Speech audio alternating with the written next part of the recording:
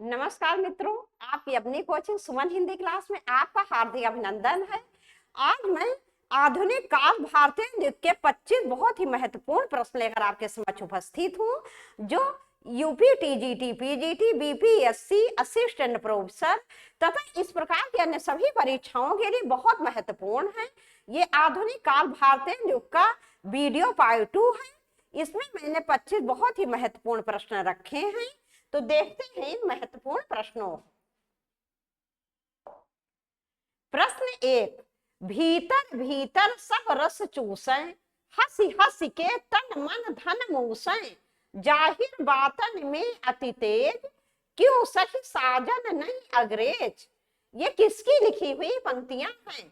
ए अमीर खुसरो, बी प्रताप नारायण मिश्र, सी भारतेंदु हरिश्चंद्र, डी बाल मुकुंद गुप्त। इसका विकल्प सी सही है, भारतेंदु हरिश्चंद्र।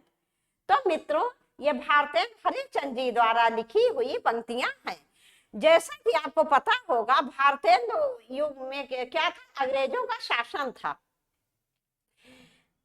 तो एक सखी दूसरी सखी से कह रही है, इसका अर्थ मैं थोड़ा सा आपको बता दे रही हूँ। एक सखी दूसरी सखी से कह रही है कि अंग्रेज लोग जो हैं वो पहले क्या करते थे, अंग्रेज लड़ाई झगड़ा करते थे, लेकिन अब लड़ाई झगड़ा ना करके दूसरी नीति अपनाए हैं कि ये बहुत ही मीठा मीठा बोलते हैं, बहुत मीठी मीठी वाणी बोलते हैं, हंसी हंस के तन मन धन मूसै, और मीठे शब्दों को बोलकर, मीठी वाणी बोलकर तन मन धन सब भारतीयों का जो है लूट रहे हैं, सब अपने विदेश को भेज रहे हैं, माने इंग्लैंड भेज रहे हैं। ऐसा एक सखी दूसरी सखी से कह रही है। अगला प्रश्न, प्रश्न 2, जैसे कंता घर रहे तैसे रहे विदेश। ये किसकी पंक्ति है आपको बताना है। ए प्रेमधन, बी भारतेंदु, सी राधा कृष्ण, डी प्रताप नारायण मिश्र। इसका विकल्प डी सही, प्रताप नारायण मिश्र। तो मित्रों, प्रताप नारायण मिश्र द्वारा लिखी गई पंक्तियां हैं। कंता मैंने क्या होता है, पति। तो एक सखी दूसरी सखी से कह रही है, जैसे कंता पति घर में वैसे ही विदेश में, माने घर और विदेश या परदेश में कोई अंतर नहीं रह गया है, क्योंकि घर में भारत देश में भी किसका शासन है, अंग्रेजों का, और बाहर भी विदेश है, तो विदेश और घर बिल्कुल समान हो गए हैं। अगला प्रश्न, प्रश्न 3, धन्य भारत भूमि सब रत्नन की उपजावन। किसकी लिखी पंक्तियां हैं? ए बद्री नारायण चौधरी प्रेमधन, बी भारतेंदु बाबू हरिश्चंद्र, सी मैथिली शरण गुप्त, डी गंगा प्रसाद शुक्ल स्नेही। इसका विकल्प ए सही, बद्री नारायण चौधरी प्रेमधन। अगला प्रश्न, प्रश्न 4, मेरे तो साधन एक ही है जग, नंद लला वृषभानु दुलारी। ये किसकी लिखी पंक्तियां हैं? ए रत्नाकर, बी प्रेमघन, सी भारतेंदु, डी कवि रत्न। इसका विकल्प सी सही, भारतेंदु। तो मित्रों, भारतेंदु जी जो है वो आधुनिक युग में, भारतेंदु युग में ये पुष्ट मार्ग के अनुयायी थे। जैसे कि पुष्ट मार्गी कवि कौन, जिन्होंने कृष्ण भगवान की भक्ति की है। तो सबसे पहले पुष्ट मार्ग में दीक्षित विद्यापति जी हुए हैं। इसके अलावा वल्लभाचार्य जी, विठल नाथ जी, सूरदास जी, कुंभन दास, नंददास, छीत स्वामी, मीराबाई, और ये रहीम दास जी, रत्नाकर, आधुनिक युग में भारतेंदु जी, जगन्नाथ दास रत्नाकर जी, धनवीर भारती जी, ये सभी पुष्ट मार्गी कवि हैं। मतलब इन्होंने पुष्ट मार्ग को अपनाया, कृष्ण भक्त को, जो कृष्ण भगवान है उन्हीं की ये लोग भक्ति करते थे, और इन्होंने पुष्ट मार्ग को अपनाया। तो ये सभी कवि कृष्ण भक्ति धारा या मतलब पुष्ट मार्गी कहलाए हैं। अगला प्रश्न, प्रश्न 5, पी पियारे तिहारे निहारे बिना अखिया दुखिया नहीं मानती हैं। ये पंक्ति किसकी है? ए रत्नाकर, बी राधा कृष्णदास, सी प्रेमघन, डी भारतेंदु। इसका विकल्प डी सही, भारतेंदु। अगला प्रश्न, प्रश्न 6, चित चैत की चांदनी चाह भरी, चर्चा चलबे की चलाइए ना। ए भारतेंदु, बी प्रेम घन, सी रत्नाकर, डी कविरत्न। इसका विकल्प बी सही, प्रेम घन। इनका पूरा नाम है बद्री नारायण चौधरी प्रेम घन। अगला प्रश्न, प्रश्न 7, हिंदी नई चाल में ढली कथन किसका है? ए भारतेंदु, बी निराला, सी महादेवी वर्मा, डी बाल मुकुंद गुप्त। इसका विकल्प ए सही, भारतेंदु। हिंदी नई चाल में ढली, ये भारतेंदु जी की उक्ति है। और ये इन्होंने ये कौन सी रचना से ली गई है? ये इनकी कालचक्र नामक रचना में लिखी गई उक्ति है। कौन सी रचना से ली गई है पंक्तियां? ये कथन है कालचक्र नामक रचना का। कालचक्र, कालचक्र। तो मित्रों, ये पंक्तियां जो हैं, ये कथन कालचक्र नामक रचना का है भारतेंदु जी की। और इसका रचना काल है कालचक्र का। कालचक्र का रचना काल, रचना काल, कालचक्र का रचना काल। तो कालचक्र का रचना काल है 1873 ईस्वी, 1873 ईस्वी। तो मित्रों, ये कथन कई बार आपके यहाँ पूछा गया है। हिंदी नई चाल में ढली, ये भारतेंदु जी की रचना कालचक्र से ली गई है और इसका रचना काल है 1873 ईस्वी। अगला प्रश्न, प्रश्न 8, कौन करे जो नहीं कसकत, सुन विपत्ति बाल विधवन की। ये किसकी उक्ति है? ए बाल कृष्ण भट्ट, बी प्रताप नारायण मिश्र, सी बाल मुकुंद दास, डी जगन्नाथ दास रत्नाकर। इसका विकल्प बी सही, प्रताप नारायण मिश्र। ये प्रताप नारायण मिश्र द्वारा कही गई पंक्तियां हैं। अगला प्रश्न, हाँ मित्रों, जैसा कि भारतेंदु युग में क्या हुआ, ये विशेष प्रकार इसकी जो सबसे बड़ी विशेषता है वो है समस्या प्रधान। माने जितनी उस समय समस्याएं व्याप्त थी, उस सभी पर कवियों लेखकों ने अपने अपने विचार प्रकट किए। मैंने पहली बार भारतेंदु युग में जो समस्याएं थी समाज में व्याप्त, उस पर सभी कवियों और लेखकों की दृष्टि गई। तो उस समय विधवा जो थी, मतलब बहुत बाल विवाह होता था, तो और बहुत बहुत अधिक उम्र के पुरुषों से कम उम्र की कन्याओं का विवाह कर दिया जाता था। तो विधवा समस्या जो थी उस समय की बहुत बड़ी समस्या थी। तो इसीलिए प्रताप नारायण मिश्र जी ने ये उक्ति कही है, कौन करे जो नहीं कसकत, सुन विपत्ति बाल विधवन की। अगला प्रश्न, प्रश्न 9, जो विषया संतन तजीता मूढ़ लपटाती। ए सूरदास मदन मोहन, बी ठाकुर जगमोहन सिंह, सी राधा कृष्ण दास, डी बद्री नारायण चौधरी। इसका विकल्प सी सही, राधा कृष्ण दास। तो जो विषया संतन तजीता मूढ़ लपटात, ये पंक्तियां राधा कृष्ण दास द्वारा रचित हैं। अगला प्रश्न, प्रश्न 10, भारतेंदु ने अपना बलिया वाला ऐतिहासिक व्याख्यान दिया था। ए 1880 ईस्वी में, बी 1874 ईस्वी में, सी 1884 ईस्वी में, डी 1882 ईस्वी में। इसका विकल्प सी सही है, 1884 ईस्वी में। तो भारतेंदु जी ने हमने बलिया वाला ऐतिहासिक व्याख्या दिया था। कब दिया था? नवंबर 1884 ईस्वी में।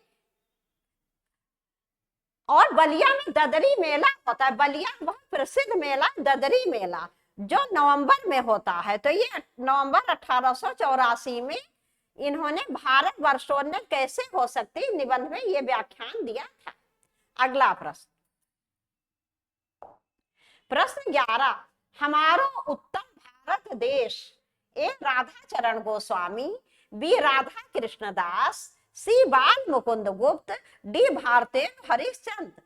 इसका विकल्प ए सही, राधाचरण गोस्वामी। ये राधाचरण गोस्वामी द्वारा कही गई पंक्ति है। अगला प्रश्न, प्रश्न 12, भारतेंदु युग का साहित्य व्यापक स्तर पर गदर से प्रभावित है। ये कथन किसका है मित्रों? A doctor Nagendra, B doctor Ramvilas Sharma, C doctor Namvar Singh, D doctor Hazari Prasad Dwivedi. इसका विकल्प बी सही, डॉक्टर रामविलास शर्मा। भारतीय का साहित्य व्यापक स्तर पर गदर से प्रभावित है। ये बिल्कुल सत्य कथन, वास्तव में गदर से प्रभावित था, क्योंकि उस समय साहित्य में बहुत सी उस समय समाज में जो है समस्याएं व्याप्त थी, और इनसे पहले किसी भी कवि या लेखक ने किसी समस्या की तरफ जो है किसी भी लेखक कवि का ध्यान आकृष्ट नहीं हुआ था। और जैसे खड़ी बोली भी शुभारंभ हुआ था, नए पुराने का समन्वय था, और जहां पर भी नया कुछ पुराने से नया जब व्यक्ति करना चाहता है तो एक गदर की स्थिति होती है। वैसे भी अंग्रेजों का शासन था, देश परतंत्र था।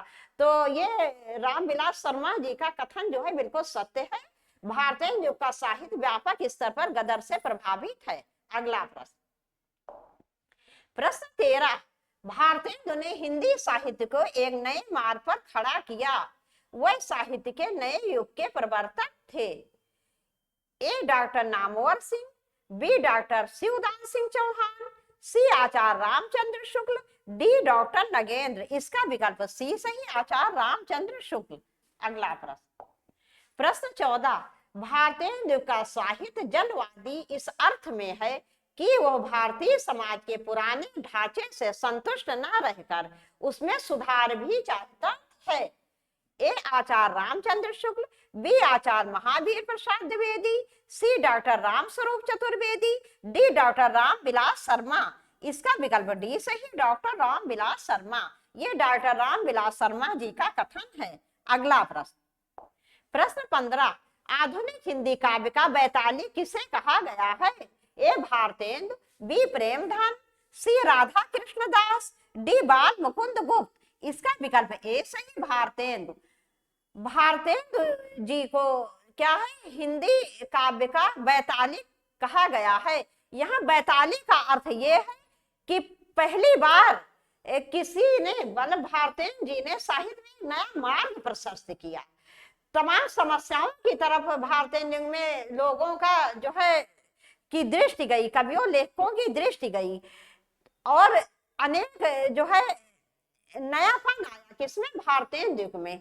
तो इसीलिए इनको हिंदी काव्य का वैताली कहा गया है। आधुनिक हिंदी काव्य का वैताली इसीलिए कहा गया है क्योंकि जो काव्य था, काव्य की अनेक समस्याओं और नयापन की तरफ जो सबसे पहले दृष्टि गई किसकी गई, भारतेंदु बाबू हरिश्चंद्र जी की। इसीलिए इन्हें आधुनिक हिंदी काव्य का वैताली कहा गया है।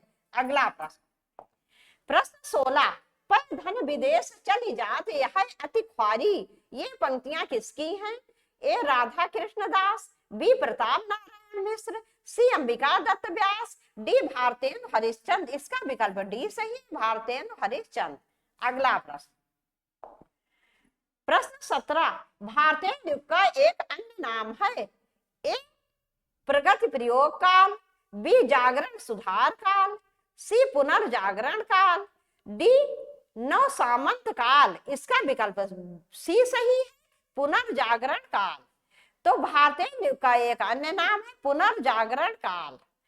तो मित्रों, आचार्य रामचंद्र शुक्ल जी ने जैसे भारतेंदु जी का समय माना है 1850 से 1885 ईस्वी तक।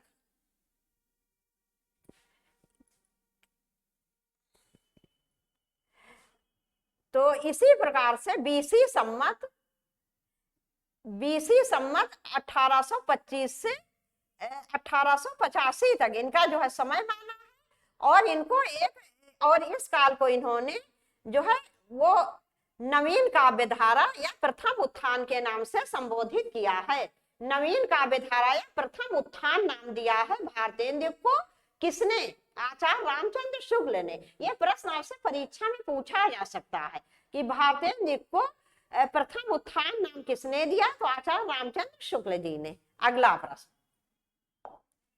प्रश्न 18, भारतेंदु हरिश्चंद्र को भारतेंदु उपाधि कब प्रदान की गई? ए 1878, बी 1880 ईस्वी, सी 1889 ईस्वी, डी 1882 ईस्वी। इसका विकल्प बी सही है, 1880 ईस्वी। तो भारतेंदु हरिश्चंद्र को भारतेंदु उपाधि 1880 ईस्वी में प्रदान की गई। और मित्रों ये उपाधि किसने प्रदान की थी ये भी जान लो। तो ये उपाधि इनको मतलब भारतेंदु की उपाधि इनको काशी के विद्वानों ने प्रदान की थी। किसने प्रदान की थी? काशी के विद्वानों ने। अगला प्रश्न,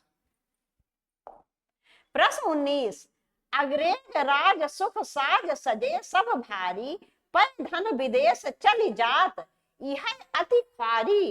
इन पंक्तियों का मूल कथ्य निम्नलिखित में से कौन सा है? ए, राजभक्ति और देशभक्ति में द्वंद्व, बी, अंग्रेजों की खुशामद, सी, स्थितियों से संतुष्टि, डी, अधिक सुख सुविधा की कामना। इसका विकल्प ए सही, राजभक्ति और देशभक्ति में द्वंद्व।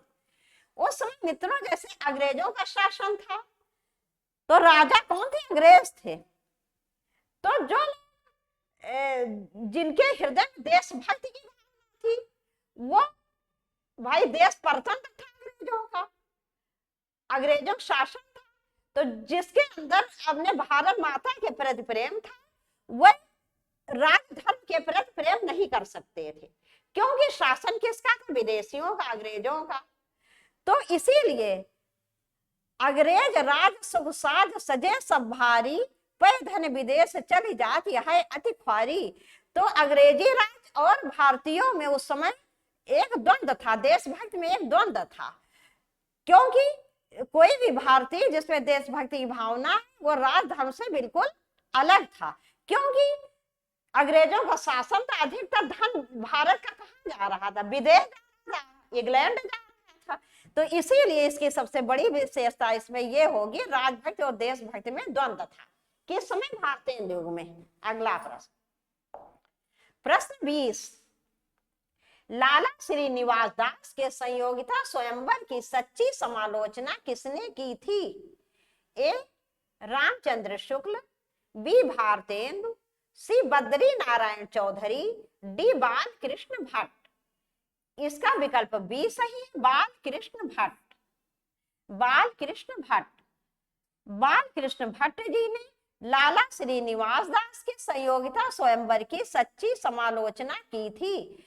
डॉक्टर रामविलास शर्मा जी बाल कृष्ण भट्ट को प्रथम आलोचक मानते हैं, प्रथम हिंदी आलोचक मानते हैं। इसके अतिरिक्त बाल कृष्ण भट्ट जी को हिंदी का एडिशन और प्रथम निबंधकार भी माना जाता है। अगला प्रश्न, प्रश्न 21, मेघदूत काव्य का खड़ी बोली में अनुवाद किया है? ए, सदल मिश्र ने, बी, भारतेंदु हरिश्चंद्र जी ने, सी, लल्लू लाल ने, डी, राजा लक्ष्मण सिंह ने। इसका विकल्प डी सही, राजा लक्ष्मण सिंह ने। तो मेघदूत, मेघदूत किसका था? पहले मेघदूत था कालिदास जी की रचना थी ये। तो इसका संस्कृत में थी, इसका हिंदी में अनुवाद किसने किया है? राजा लक्ष्मण सिंह ने। राजा लक्ष्मण सिंह मित्रों जो थे वो संस्कृत निष्ठ हिंदी के, संस्कृत निष्ठ हिंदी की रचना पर ये जोर देते थे। मतलब रचना कैसी होनी चाहिए? ऐसी होनी चाहिए जिसमें संस्कृत या तत्सम शब्दों की भरमार हो। और ये राजा शिव प्रसाद सितारे हिंद के समकालीन थे। तो राजा शिव प्रसाद सितारे हिंद जो है वो इनके विरोधी थे, मतलब वैसे विरोधी नहीं थे, इसमें विरोधी थे, वह उर्दू मिश्रित हिंदी के पक्षधर थे। और राजा लक्ष्मण सिंह संस्कृत निष्ठ हिंदी के जो है पक्षधर थे। अगला प्रश्न, प्रश्न 22, भारतेंदु के कवियों ने अधिकांशतः किस भाषा में कविता की है? ए, ब्रज भाषा, बी, उर्दू, सी, अवधी, डी, खड़ी बोली। इसका विकल्प ए सही, ब्रज भाषा। तो भारतेंदु के अधिकांश कवियों ने ब्रज भाषा में कविता की है। तो मित्रों भारतेंदु में खड़ी बोली का आरंभ तो हो गया था, लेकिन खड़ी बोली उस प्रकार से थी जैसे छोटा बच्चा होता है जो ठीक से शब्दों को उच्चारण ना करके टूटी फूटी भाषा में बोलता है। और इसमें भी जो कविता थी, कविता की भाषा अधिकतर ब्रज थी भारतेंदु में, और गद्य की भाषा खड़ी बोली थी। वैसे खड़ी बोली में भी रचनाएं हुई भारतीय युग में, जैसे फूलों का गुच्छा जो भारतीय युग का काव्य संग्रह, उसमें खड़ी बोली की कविताएं हैं, लेकिन अधिकतर कविता ब्रज भाषा में ही हुई थी भारतीय युग में। अगला प्रश्न, प्रश्न 23, बद्री नारायण चौधरी प्रेमधन उर्दू में किस नाम से कविता लिखते थे? ए आफताब, बी रसा, सी अब्र, डी नियाज। इसका विकल्प सी सही है, अब्र। तो बद्री नारायण चौधरी प्रेमधन उर्दू में अब्र नाम से कविता लिखते थे। बहुत इंपॉर्टेंट प्रश्न है मित्रों। और रसा नाम से कौन लिखता था? ये प्रश्न पूछ लिया जाए तो आपका उत्तर क्या होगा? रसा नाम से भारतीय हरिश्चंद्र जी लिखते थे। किस नाम से लिखते थे भारतीय हरिश्चंद्र जी? रसा नाम से लिखते थे। और मित्रों, बद्री नारायण चौधरी प्रेमधन जी की रचनाएं भी बहुत पूछी जाती हैं। इनकी कुछ मुख्य रचनाएं आप लोग लिख लो। इनकी मुख्य रचनाएं बद्री नारायण चौधरी प्रेमधन जी की, ये भी बहुत पूछी जाती हैं। जीर्ण जनपद, जीर्ण जनपद, जीर्ण जनपद, जीर्ण जीर्ण जनपद। दूसरा आनंद अरुणोदय, आनंद। दूसरी रचना, महत्वपूर्ण रचना दूसरी, आनंद अरुणोदय, अरुणोदय, अरुणोदय, आनंद अरुणोदय। दूसरी रचना क्या है? आनंद अरुणोदय। शायद कम समझ में आई, ऐसे लिख गया है, और मिटाने से सबको चला जाता है मित्रों। पता नहीं मेरी बोर्ड में क्या प्रॉब्लम है। ये द जुड़ गया, पा जैसा लग रहा है, मैं बोल दे रही हूँ। जीर्ण जनपद पहली रचना नाम, दूसरी महत्वपूर्ण रचना आनंद अरुणोदय। ये द है, पा नहीं है, आनंद अरुणोदय। तीसरी रचना हार्दिक हर्षादर्श, हार्दिक, हार्दिक, हार्दिक हर्षादर्श, हर्षादर्श, हार्दिक हर्षादर्श, हार्दिक हर्षादर्श। इसके अतिरिक्त मयंक महिमा, मयंक महिमा, मयंक, मयंक महिमा, मयंक महिमा, मयंक महिमा। अलौकिक लीला, अलौकिक लीला, अलौकिक, अलौकिक लीला, अलौकिक, अलौकिक, अलौकिक लीला, अलौकिक लीला।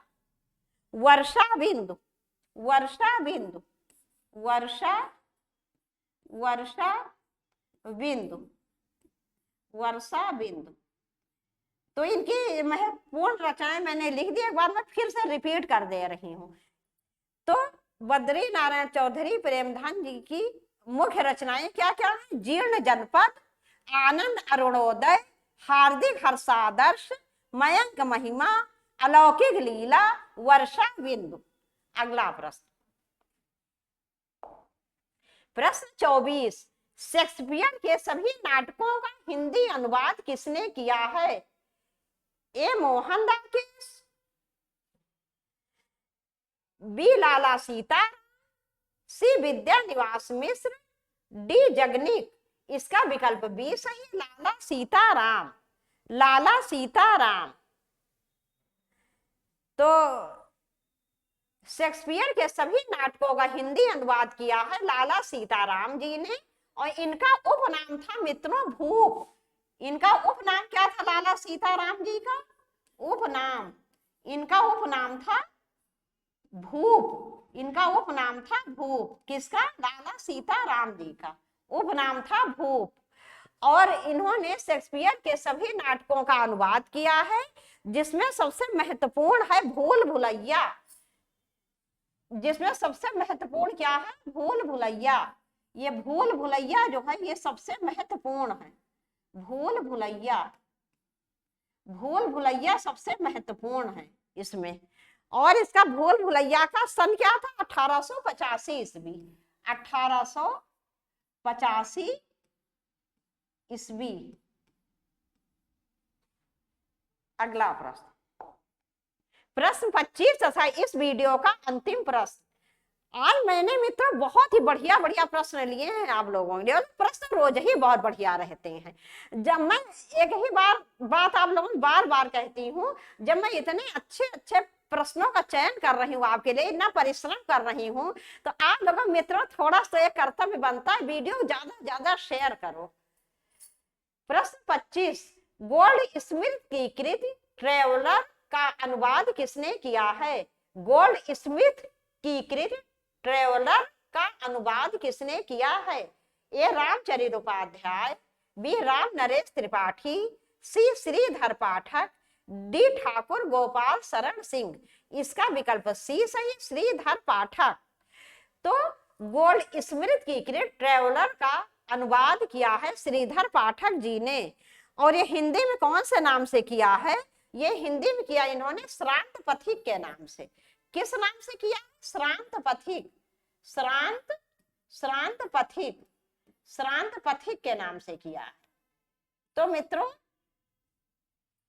गोल्ड स्मिथ की कृति ट्रेवलर का अनुवाद, ट्रेवलर क्या होता है? यात्री, घूमने वाला। तो इसका अनुवाद इन्होंने श्रांत पथिक के नाम से किया है श्रीधर पाठक जी ने। इसके अतिरिक्त इन्होंने हरमिट नामक अंग्रेजी कृति का रूपांतरण किया है इन्होंने एकांतवासी योगी के नाम से। हरमिट का हिंदी में रूपांतरण किस नाम से किया? एकांतवासी योगी के नाम से। और इसके अतिरिक्त इन्होंने डेजनेंट विलेज जो है, इसका हिंदी में अनुवाद किया है उजड़ ग्राम के नाम से। किस नाम से? उजड़ ग्राम के नाम से। अब मित्रों यहीं पर ये वीडियो समाप्त कर रहे हैं। मुझे पूरा विश्वास सभी प्रश्न आपको बहुत पसंद आएंगे, और बहुत ही मैंने महत्वपूर्ण प्रश्नों का चयन किया है। अब कल फिर आपसे मिलेंगे द्विवेदी युग के बहुत अच्छे प्रश्नों के साथ। नमस्कार।